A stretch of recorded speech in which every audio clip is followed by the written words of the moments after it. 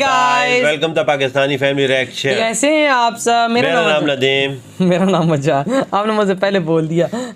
तो यार आते हैं वीडियो के टाइटल पर। वीडियो का बहुत ही ज़्यादा टाइटल कमाल का है, बहुत ही ज़्यादा इस वीडियो की रिक्वेस्ट भी आती काफ़ी दिनों से। तो वीडियो का टाइटल है India Russia relations in 1971। India ने कैसे 1971 में इंडिया की मदद की। अच्छा देखते हैं मजा। 1971 मतलब कि बैड डे फॉर पाकिस्तान और बैड ईयर भी, क्योंकि काफ़ी बड़ा यहाँ नुकसान हुआ था इधर पाकिस्तान का। तो काउंट करते हैं 3 2 1 एंड स्टार्ट। ओरिजिनल लिंक मिल जाएगा डिस्क्रिप्शन में। क्यों बाबा? वो साल जब पाकिस्तान के टुकड़े हो गए थे। हाँ देखा, जब पूरी दुनिया के सामने पाकिस्तान को भारत के सामने सरेंडर करना पड़ा था। बिल्कुल। लेकिन पाकिस्तान को हराना और पाकिस्तान के टुकड़े करना इतना आसान नहीं था। अच्छा, ये वो समय था जब अमेरिका और दूसरे बड़े देश भारत के खिलाफ खड़े हो गए थे। अच्छा, ये वो समय था जब पूरी दुनिया में भारत अकेला पड़ गया था। तब रूस ने भारत का साथ दिया। अच्छा, कोई मुल्क नहीं से अपनी दोस्ती साथ निभाई। देने के लिए इंडिया का। हालांकि रूस और अमेरिका एक दूसरे के कट्टर विरोधी रहे हैं।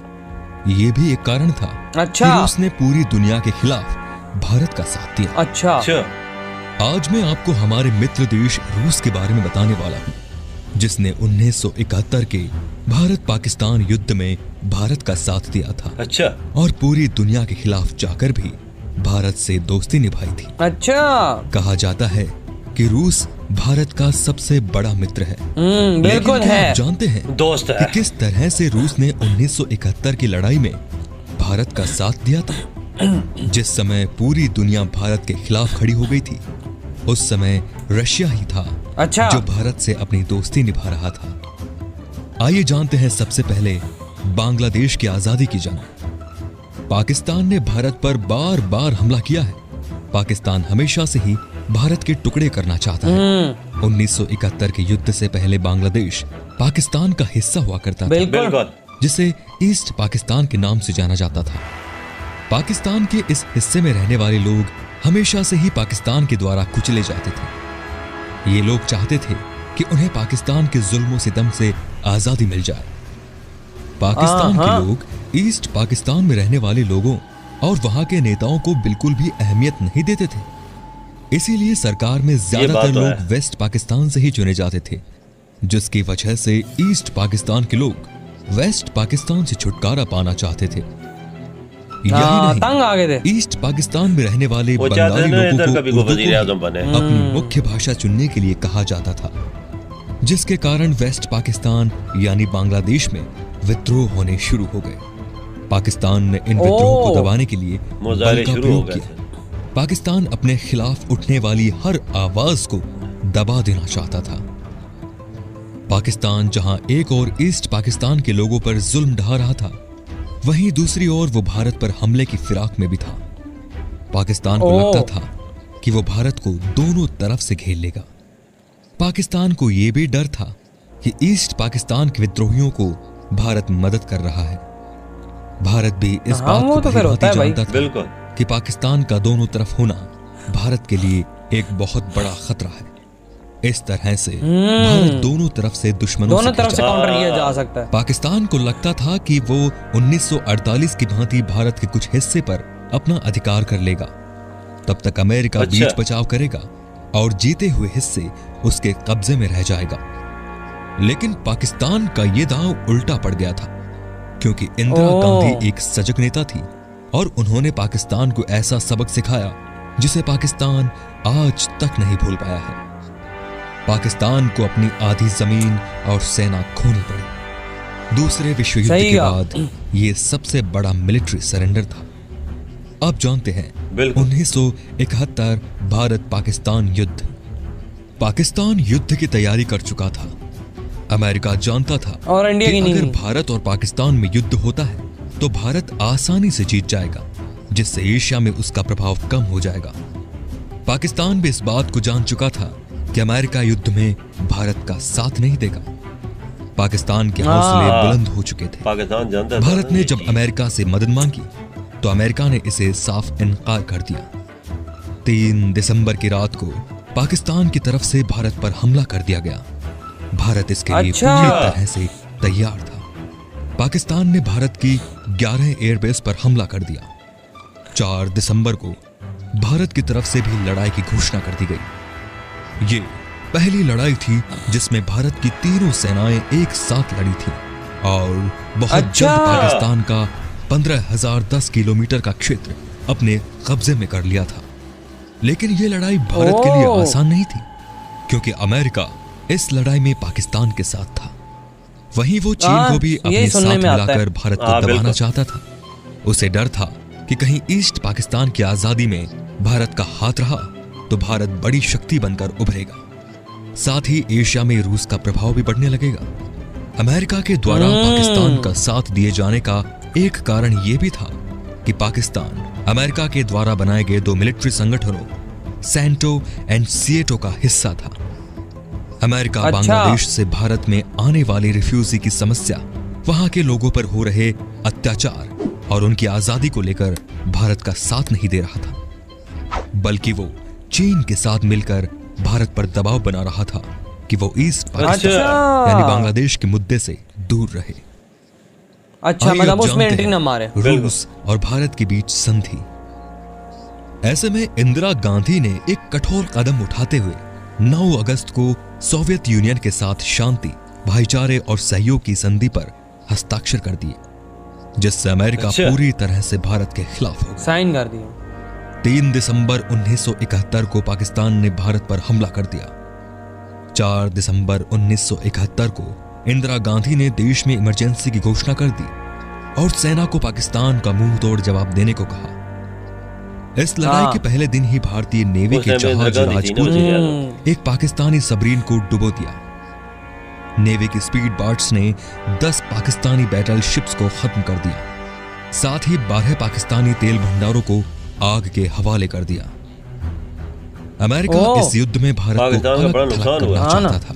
बहुत बड़ा नुकसान। इसलिए अमेरिका के राष्ट्रपति एरिया तो गया वेपन्स का भी बहुत हुआ है। हमले के लिए उकसाया। लेकिन रूस चीन को पहले से ही आगाह कर चुका था कि अगर चीन ने भारत पर हमला किया तो उसे इसके परिणाम भुगतने के लिए तैयार रहना होगा। पाकिस्तान के सैनिक इस आस से लड़ रहे थे और उन्हें कहा गया था कि चीन भारत पर हमला कर देगा तो भारत की सेना का उनकी ओर आगे बढ़ना मुश्किल हो जाएगा। लेकिन चीन ने अगर वहां से हो जाता तो ये बात नहीं लिया। अब जानते हैं अमेरिका का भारत पर दबाव। 9 दिसंबर को अमेरिका के राष्ट्रपति निक्सन ने एयरक्राफ्ट कैरियर यूएसएस एंटरप्राइजेस को बंगाल की खाड़ी में भेज दिया ताकि भारत को डराया जा सके। उस समय तक अमेरिका को लग रहा था कि चीन भारत पर अटैक करेगा, जिससे भारत को चारों ओर से घेरा जा सकेगा। इस तरह भारत पाकिस्तान की ओर बढ़ना बंद कर देगा। लेकिन चीन रूस की धमकी की वजह से युद्ध में नहीं कूदा। 10 दिसंबर को ब्रिटेन का एयरक्राफ्ट कैरियर ईगल भी भारत को घेरने की रणनीति से चीन शामिल ही नहीं हुआ। अब जानते हैं 1971 की जंग में रूस का आक्रमण। तब रूस अपने जहाजों के बेड़े के साथ बंगाल की खाड़ी में उतर जाता है और ब्रिटेन के एयरक्राफ्ट कैरियर ईगल पर नजर रखता है। रूस ईगल का मुकाबला करने के लिए अपने nuclear submarine anti ship missiles को भी उतार देता है। रूस के इस रुख को देखकर ब्रिटिश सेना पीछे हट जाती है। रूस अमेरिका के एयरक्राफ्ट कैरियर का रास्ता भी पूरी तरह से रोक लेता है। उनका एक ही लक्ष्य रहता है कि अमेरिकी जहाज किसी भी यानी अगर ये जंग हो जाती तो वर्ल्ड वॉर 3 निशाना बना सके। रूस की हर मिसाइल के निशाने पर अमेरिकी एयरक्राफ्ट था। अगर कोई अटैक रूस के मिलिट्री कमांडर अपने सबमरीन और जहाजों को अमेरिकी एयरक्राफ्ट के बिल्कुल नजदीक ले जाते हैं ताकि अमेरिका के जासूसी सैटेलाइट्स उन्हें अच्छे से देख लें और उन्हें अंदाजा हो जाए कि रूस अपने न्यूक्लियर सबमरीन के साथ उनके सामने है। इस तरह अमेरिका भी रूस के आक्रामक रवैयों को देखकर वापस चला जाता है। अब जानते हैं श्रीलंका की भूमिका। इस लड़ाई में श्रीलंका ने भी पाकिस्तान की मदद की थी। पाकिस्तान के जहाज श्रीलंका के एयरबेस पर फ्यूल भरवाते थे। लेकिन जब अमेरिका, चीन, ब्रिटेन जैसी दुनिया की महाशक्तिशाली सेनाएं भारत के खिलाफ थी, उस समय रूस ने न केवल भारत का साथ दिया बल्कि पूरी दुनिया को रशिया ने तो बड़ी लोहा बना दी। अब जानते हैं पाकिस्तान का आत्मसमर्पण। वहीं भारत की प्रधानमंत्री इंदिरा गांधी ने भी दुश्मन के दुश्मन को दोस्त बनाकर अपनी कुशल रणनीति का परिचय दिया था। 16 दिसंबर को पाकिस्तान ने भारत के सामने आत्मसमर्पण कर दिया, लेकिन उस लड़ाई के जख्म पाकिस्तान कभी नहीं भूल पाया। तो दोस्तों, ये था आज का वीडियो। आपको कैसा लगा?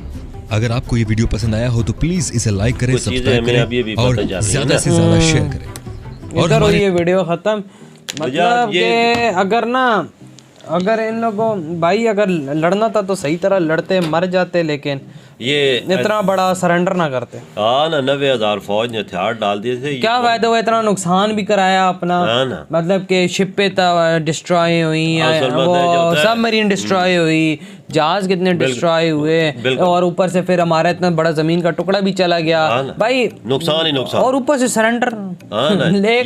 चीज तो बंदा भूल सकता है, ये तारीख में लिखी जाती है, चीज दोहराई जाती है कि इतनी पाकिस्तानी फौज ने हथियार डाले थे। ये पूरी दुनिया में, वही मैं भी यही कह रहा हूँ, मरने को मर जाते, शहीद हो जाते, लेकिन सरेंडर ना करते। मुकाबला ऐसा करते कि अगर चीजें भी खत्म हो जाती तो तब भी शहीद होते। हाँ वही ना, ये तारीख में लिखी जाती चीज के वाकई शहीद हुए, ये इन्होंने हथियार ही वापस कर दिए। वही ना, लेकिन अब क्या करें बाबा, वो उस टाइम रशिया ने इतना बड़ा इंडिया का साथ दिया, मैं क्या बताऊं, मतलब कि रशिया ने कहा कि मैं खत्म हो जाऊंगा लेकिन इंडिया को कोई हाथ नहीं लगाएगा।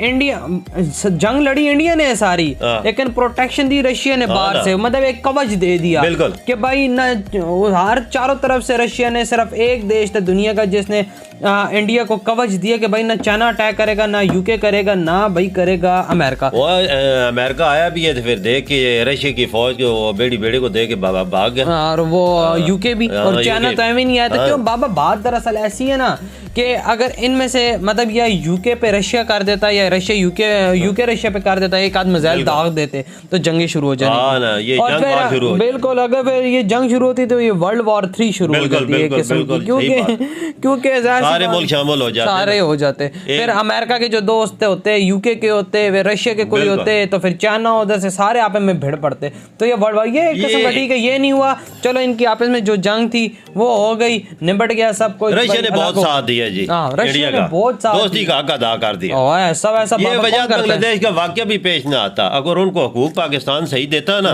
उनकी बात सुनता, उनके मसाइल हल करता तो इस चीज ना होती। नहीं तो यार सीधी सी बात, ये सारा पाकिस्तान ही होता। नहीं तो बात है, इंडिया कौन होता है कि भाई अलग करने वाला, उनकी बात ही नहीं सुनी गई ना। पाकिस्तान ने खुद ही अपने पांव पे कुल्हाड़ी मारी, उधर के लोगों ने विरोध किया, इंडिया ने उठाया फायदा, क्योंकि इंडिया को एक किस्म का खतरा था, इधर दोनों साइड से पाकिस्तान काउंटर उसको कर सकता था। यार वो चाहते थे कि वजीर आजम हमारा बने, बस ये चीज थी। वो वोट भी ज्यादा ले गए थे ना, तो फिर उनको हक देने चाहिए, फिर उन्होंने विरोध किया, फिर इंडिया ने भाई उनको किया ट्रेन, ना जो उनके बागी थे या जो भी थे उनको किया ट्रेन, फिर उन्होंने किया विरोध, फिर वहां पे उनकी लड़ाई शुरू, फिर पाकिस्तान ने भी अटैक कर दिया, ये वो सारा कुछ सीन हुआ, तो एंड ये निकला इंडिया जंग जीत गया। बिल्कुल सही बात है, ये जंग जीतनी पड़ी। भाई बड़ा कंट्री है यार, हम लोग नहीं उनसे लड़ सकते, वो बहुत ही बड़े हथियार हैं, बहुत ही बड़े वेपन्स हैं, सब कुछ जबरदस्त सिस्टम है, हम लोग नहीं उनसे लड़ सकते। उस टाइम पे इतनी तरक्की भी नहीं थी, फिर भी इंडिया तरक्की में था। हाँ वही वो मतलब कि था हमारे लेवल में, करेंसी में, इकोनॉमिक लिहाज से। अब देखा जाए तो इंडिया सुपर पावर के करीब ही पहुंच चुका है। वही ना, इंडिया कहाँ हो गया और हम कहाँ रह गए यार, वही ना। तो यार आप लोग बताएं आपके क्या थॉट हैं, तेरी वीडियो खत्म करते हैं, अपना बहुत ज्यादा ख्याल रखना, तो बाय।